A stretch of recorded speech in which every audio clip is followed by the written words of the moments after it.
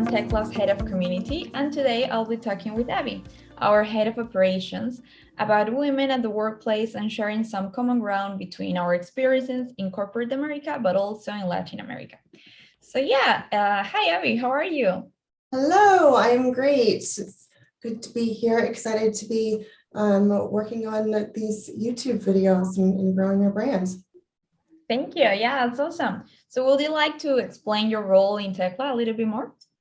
Yeah, absolutely. So I am the head of operations here at TECLA, and basically I kind of oversee the entire operation as it is. So whether that is, the clients that we work with or the candidates that are coming down the pipeline, as well as, the other sides of it as far as like marketing and sales and just kind of doing the, I guess, 5,000 view kind of bird's eye view, if you will, of how TECLA operates and performance wise and metrics, like what we need to do to get to our goals for the years to come.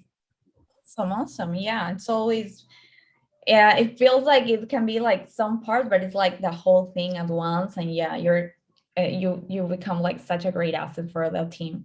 Talking with from a woman's perspective, it's always cool to have like a woman boss and that actually gets you and stuff like that. And with that, you want us to tell me a bit about your career path and your career in corporate America, in recruiting industry, whatever you like to share. Absolutely. So I actually started off in recruiting. I think that was I know it was my first job, but pretty sure I was like 20 years old when I started. I like left college a little early, and I worked downtown Seattle at one of the biggest firms worldwide. And it was definitely being thrown to the wolves. So it was really intense.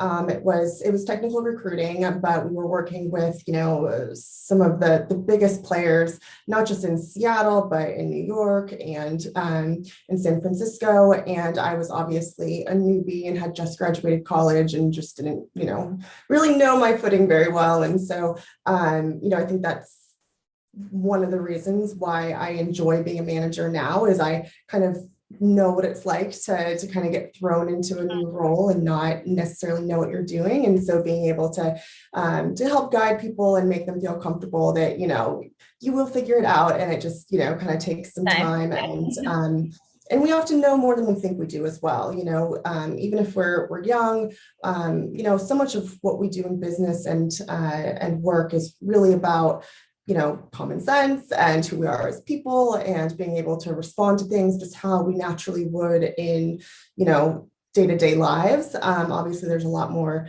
technical things that need to get done. But as far as just, being able to present yourself professionally, I think is something that a lot of people, no matter kind of what age you are, as long as your character is there, you can do it.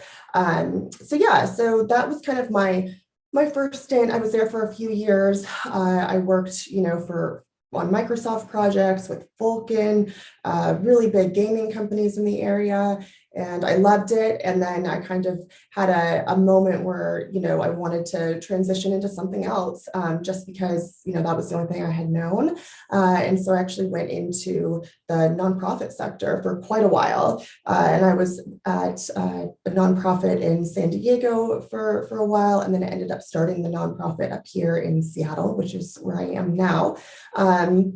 That was, nonprofit sometimes gets sectored into like its own, or siloed, if you will, into its own little sector. But it's actually pretty much the same thing as for-profit as far as the skills that it takes.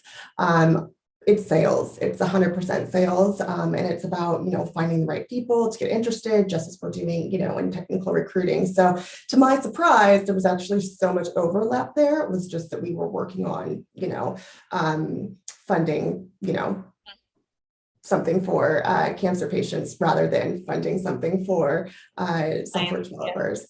So it was a little bit different, but, that was kind of just another experience that I think, obviously when I first went into it, I'm sure I didn't really know the ropes and I'm sure I messed up a lot, and just kind of being really resilient and being really open to learning and to hearing people's responses and, taking taking everything for what it is and not, getting into the weeds about it being personal or anything, I think really helped me grow and feel comfortable enough to, bring the charity up to Seattle and start working on it there. And then from there, I back to Seattle, and then from there, I actually ended up taking a pause on my career entirely and went back to school to get my master's degree in public policy and management.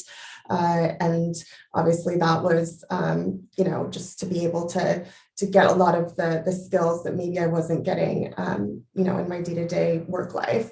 And then from there, I've basically came to TECLA right after that, and I've been in the head of operations role ever since. That's awesome. That's awesome. And with all that experience, can you recall any moment or any experience when you felt a disadvantage based on gender roles or similar? Yeah. So I can think of probably way too many experiences to count. And actually, I took a program at Oxford at my time in London, or I guess I wasn't in London, I was in Oxford, but I was in England, and the program was actually about women in leadership, and it was all about that, and it was about being aware of those experiences that you had, and how you can kind of break the glass ceiling, and how you can also make it better for other women coming in. So not just about your experience, but other women that are trying to get into the workforce. And I mean, all of my experiences in that are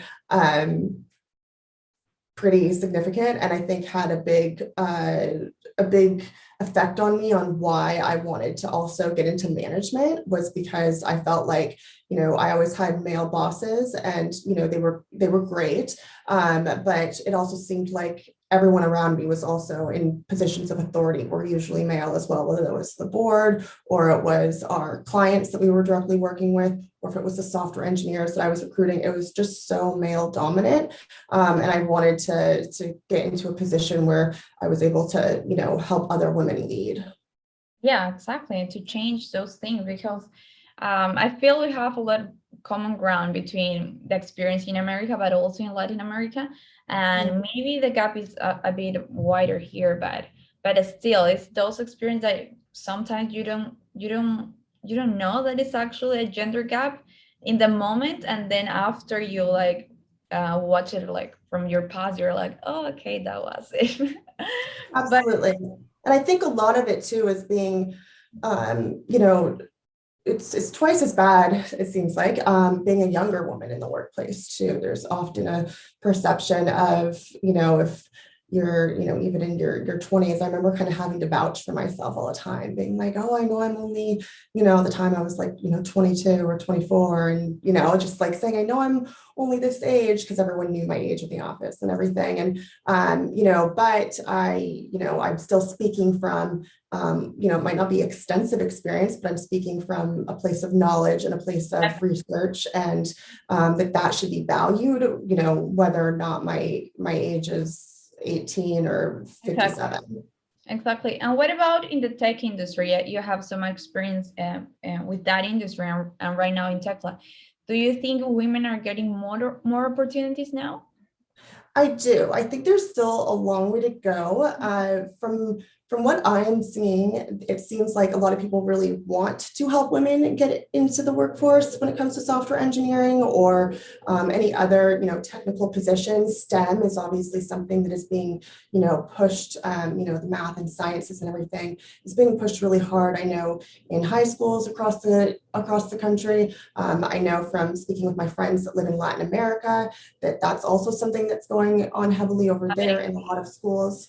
And I think that's so important. However, I don't think there's enough being done to realize that it is years and years and years and years and years of women not having these same opportunities. And so it's not going to change overnight. And so, to be honest, what I'm seeing a lot of is, we get so many women that apply to TECLA, that are applying to our jobs, and you can tell that they are like the most go-getting people out there, when it comes to their credentials and everything and certifications that they've gotten. Like, it's tons of them. And, a lot of them have computer science degrees, but for the most part, they're pretty young, because that was still just something that, it's within the last like 5 years or so that women were, being, Or welcome to those schools, yeah. Yeah, that we're being pushed to kind of like get into that environment. And so, that's great. And we want that. However, I think our clients have to be really aware that, to have women on your team, there does have to be some sort of, we need to be willing to build these women and help them get to where they need to be, rather than kind of, expecting, oh, well, they don't have 3-5 years of experience. Yeah. It's like, well, they can't get that experience unless someone gives it to them. And yeah, I'm just such a proponent for, giving women obviously fair wages and not saying, okay, well, let's take a huge pay cut to have them on the team, because they're invaluable. And they're not going to be, it's not something that's easy to come by either. Everyone wants a bunch of women on their team, or to get more women on their team, and it's hard to come by women in software engineering. And I think that if we as a society, propelled women to feel more like their opportunities are available. No one wants to get a degree in computer science and all these credentials and be like, well, it doesn't matter because I can't get a job. So I think that's really a duty an obligation that we have. Yeah, awesome. That's really, yeah, that's a big thing becoming from like the company side. With that, I want to ask you, like, what can companies actually do if they want to become an ally, and not actually just for marketing purposes, yes, or want to be more diverse and etc., but actually they want to make a change. If they want to be an ally, what are, I don't know, top 3 actions that they can do right now? Absolutely. If they want to be an ally, they should definitely, institute a program that gets women on board to their company. And so whether that is having an internship program, a paid internship program in which women are able to come on board and they can train them. And, the expectation is there that it's, an internship for some younger devs. Or, another way of going about it is being able to, partner people on your team with the women coming on board, and really, really treat them like, okay, this is, someone that we're going to get so much return on, our investment here. We just need to make sure that, for the first year or so, we help build them, because they want to grow. And I think, when we do hire women, we often see that they excel, at a very fast rate at their job, because they do know that this is a very, exciting opportunity for them, and also rare opportunity for them.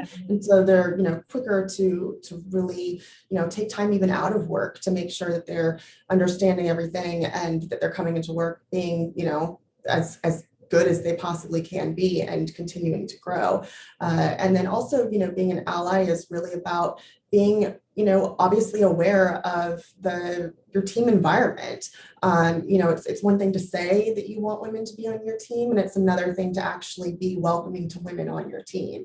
And sometimes those are at odds with each other. And a lot of it is, built in, it's a whole different conversation about being, built into like our society and our subconscious and how we treat people. But I do think that reflection, especially in the tech industry, should take place prior to even trying to hire women, to make sure that, you're bringing on people, and it's going to be a place where people are aware of the fact that this is a male-driven industry, and not just on like a surface level, but a very systemic, like, okay, what does this mean? What does this mean for the company? And how can we, I don't want to say fix it, but how can we, make it more welcoming to women? And, sometimes that's going to have to be talking to women as well. So I think hiring consulting firms with women is probably the best way to go too.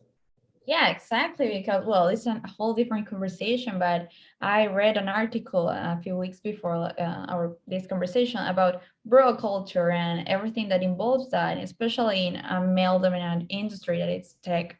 And sometimes you're not aware of, and sometimes the women that came along are trying to adapt to that bro culture, and not the other way around. It should be like a more culture welcome for everyone. So yeah, Exactly. that's really great for you to mention it. So from a client's perspective, like from our clients that are based in the US, what do you think are the more challenges when they want to hire Latinos in tech?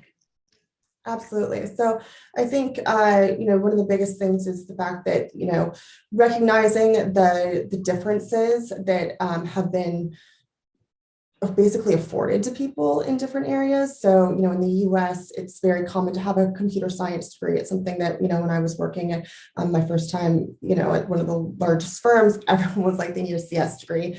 And I think being aware that that's not something that's always possible in certain areas of Latin America, and what people actually, the opportunities that people have been given. And that is only amplified when we look at women in Latin America. That's obviously amplified pretty much across the world, but specifically when we're looking at clients trying to hire women that have for the most part over years and years and years have been more geared towards less technology, less math, less science focused careers.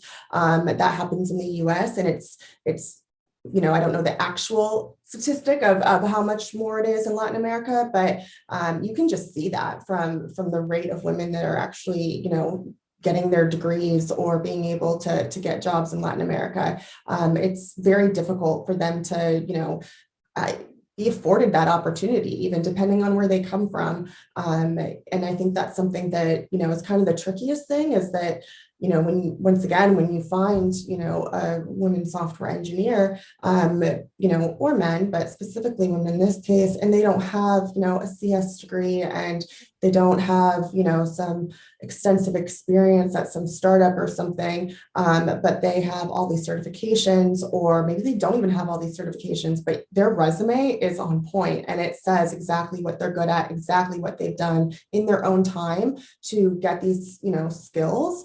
I think it is so incredibly important for clients to look at that as basically beyond valuable, because you have someone that is probably not just being fed hey, this is the path you need to go down, and hey, this is the opportunity. It might be pretty easy to get in here. They're not getting references probably from other women in software engineering to help them get jobs. Like, they are really doing the dirty work to make sure that they are getting the career and the job that they want, and being able to build their professional lives in technology. And I just can't speak enough to the fact that that is the biggest challenge, is people looking at those resumes and going, oh, well, this doesn't mean much. And in reality, it's the complete opposite, and it means everything.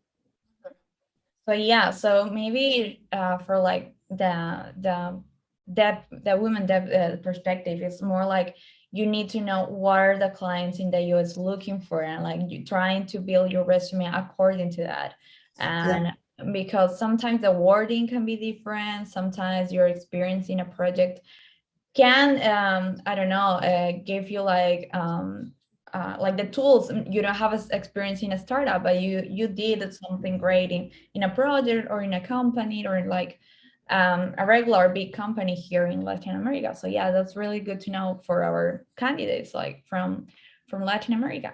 So Absolutely. If I can add to that really quickly, actually, I think, for women wanting to get in the industry as well, the biggest things that they can do would be reach out to whatever recruiting firm you are working with. If you are working with TECLA, reach out to us and say, I want professional resume help.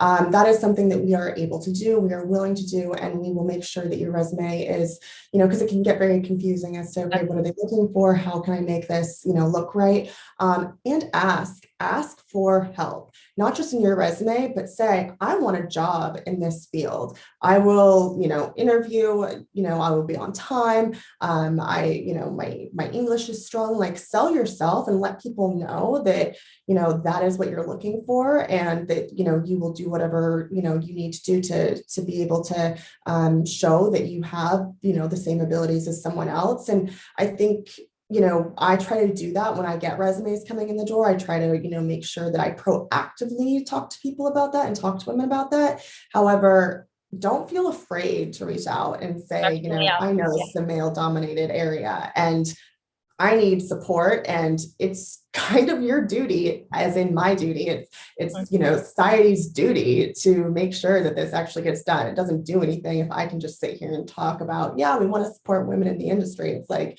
you have to be the one to say, yeah, okay, well, I'm open book. Yeah. Yeah, exactly. Yeah, that's awesome to hear because sometimes that first, I don't know, knock on the door for, especially for minorities like Latinas and people from of color and people that want to have a job in the US, like remote job in the US, but are actually not from those Ivy League schools and stuff like that. It can be a little scary to actually that first knock on the door. So yeah, that's great to hear. You don't have to be scared. You have to go for it. You have to build your own opportunities. So yeah, that's Exactly. great. So And no, lastly, though, I just want to yeah. quickly say, lastly, do make sure that you are speaking with someone, try to find a whether it's TECLA or a different firm, try to find a person that you can treat as, a confidant, really. And that you feel comfortable enough with not only looking at your resume and all of that, but also when it comes down to negotiations, make sure that you have someone that you feel comfortable talking with about what you are looking for salary-wise, and making sure that they, have your back when it comes to that, because it is so easy, I think, sometimes for client sales to say, okay, great, well, we will have an unpaid internship for someone in this field then, or we will just, pay them something, really low just because, oh, well, we're giving, as if giving them the opportunity somehow makes it okay to not pay them as much. And that's not the case. This isn't a charity. I've worked for charities, and this is not charity work. This is actual business. This is good business. And in good business, you need to be able to pay your people right. And so I think having, women engineers, please always talk to people that can advocate for you and make sure that you're getting the best offer possible, and that you're not, because sometimes it can be confusing too, like, what should I be making? And sometimes we don't know because there's not a lot of people to compare ourselves to.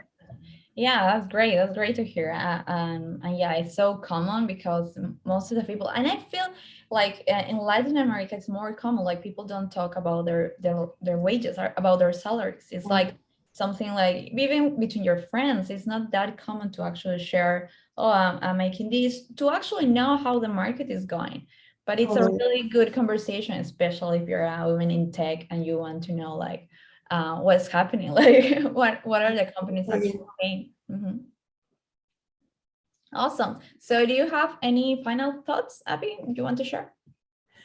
Yeah, I think my final thoughts, just to kind of, I guess, wrap all of this up, is, definitely women engineers know that, you're valued. Women in Latin America, you're valued, and we would love to have, we would love to see more women in Latin America applying to the jobs that we have. And TECLA, especially, I can speak from the fact that I see all the candidates that come into our system. We will vouch for you, and we will do whatever we can to get you a job, even if it's not with one of our clients.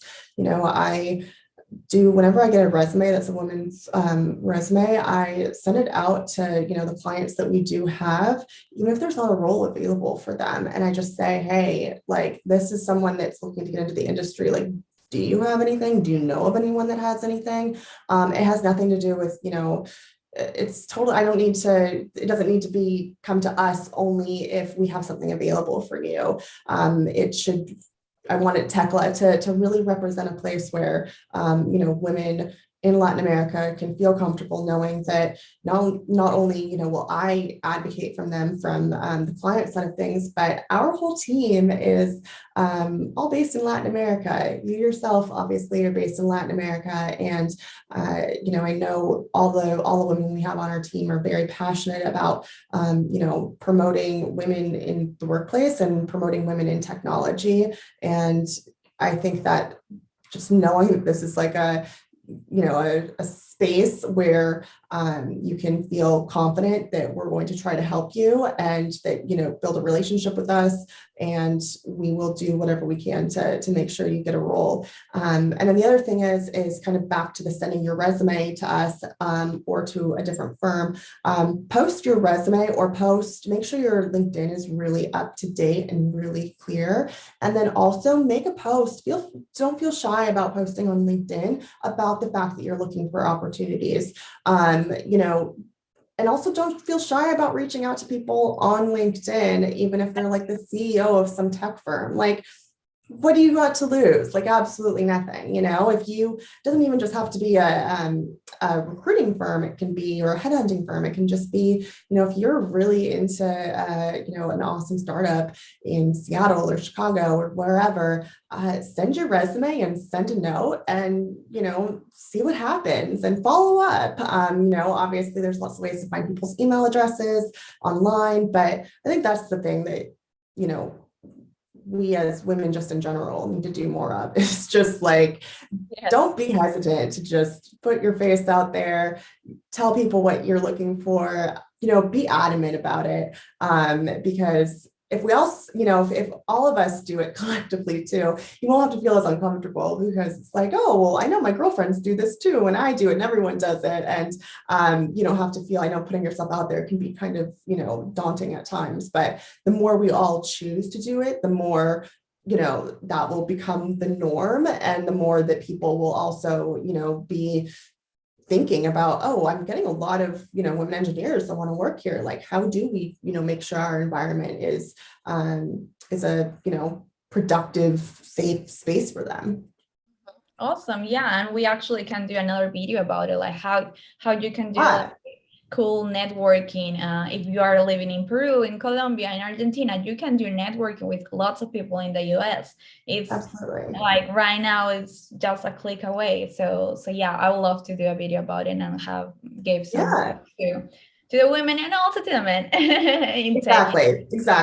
The men we're all about the men engineers as well, and we're happy to have them applying to our jobs, obviously. But focusing obviously on women and building them up and making sure that they feel confident in technology and just in their professional lives in general is something that is not just like a moral responsibility that we have, but it's, like I've said before, it's good business. It just equates to more really talented engineers helping to, grow these technology companies. Awesome. Thank you so much, Abby. So we want to do more. Yeah, we want to do more content to help all TECLA candidates and also candidates all over the world. So to reach their professional goals. So in the comment section, you can let us know what topic you want us to discuss. So maybe we're going to do a network, how to do networking LinkedIn video coming soon. So yeah, thank you so much, Abby. We'll talk soon. Awesome. I'm excited to talk more about women engineers. I love it. Okay. Bye-bye. All right. Bye-bye.